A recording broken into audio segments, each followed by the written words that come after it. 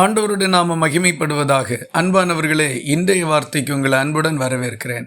இன்றைய தியானத்துக்காக நீதிமொழிகள் 31வது அதிகாரம் 11வது வசனத்தை வாசிக்க கேட்போம். அவள் புருஷனுடைய இருதயம் அவளை நம்பும், அவன் சம்பத்து குறையாது.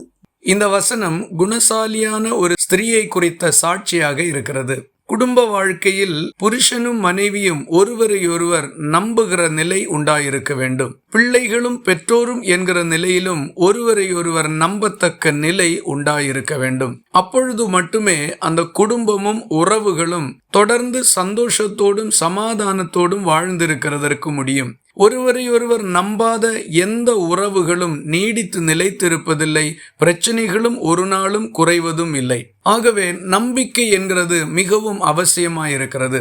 இந்த வேத பகுதியை தொடர்ந்து நாம் வாசிக்கும் பொழுது பிறர் நம்பத்தக்க விதமாக நடந்து கொள்ள வேண்டியது அவசியம் என்கிறது இங்கே வலியுறுத்தப்பட்டிருக்கின்றது.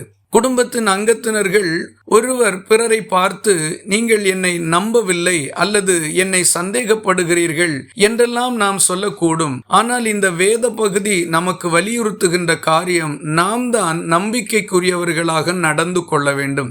நம்முடைய பேச்சும் செயல்பாடுகளும், நம்மால் உண்டாகக்கூடிய எல்லா காரியங்களும் நம்பிக்கையை உருவாக்குகிறதற்கு ஏதுவாக அமைந்திருக்க வேண்டும். ஒருவேளை நம்மை குறித்து தவறான சிந்தை பிறருக்கு இருந்தால் கூட நம்முடைய நடக்கைகளும் செயல்பாடுகளும் சாட்சி உள்ளவைகளாகவும் நல்ல பலனை கொடுக்கிறதாகவும் இருக்கும் பொழுது தானாக அவர்கள் நம்ப தொடங்கி விடுவார்கள்.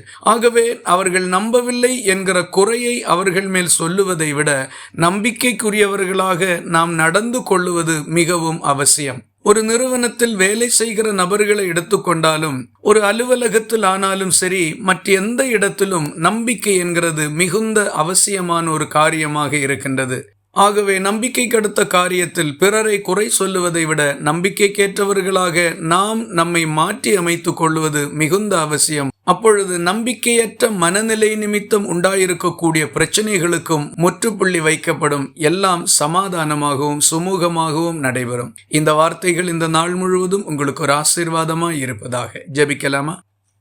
எங்களை நேசிக்கிற அன்பு நிறைந்த நல்ல ஆண்டவரே, நாங்கள் உம்மை நன்றியோடு துதிக்கிறோம். எங்களுடைய நடக்கையும் செயல்பாடுகளும் எல்லாம் பிறர் நம்பக்கூடிய அளவுக்கு காணப்பட வேண்டும் என்பதை இந்த வசனத்திலிருந்து எங்களுக்கு நீர் வலியுறுத்தி காண்பித்திருக்கிறதற்காக உமக்கு ஸ்தோத்திரம்.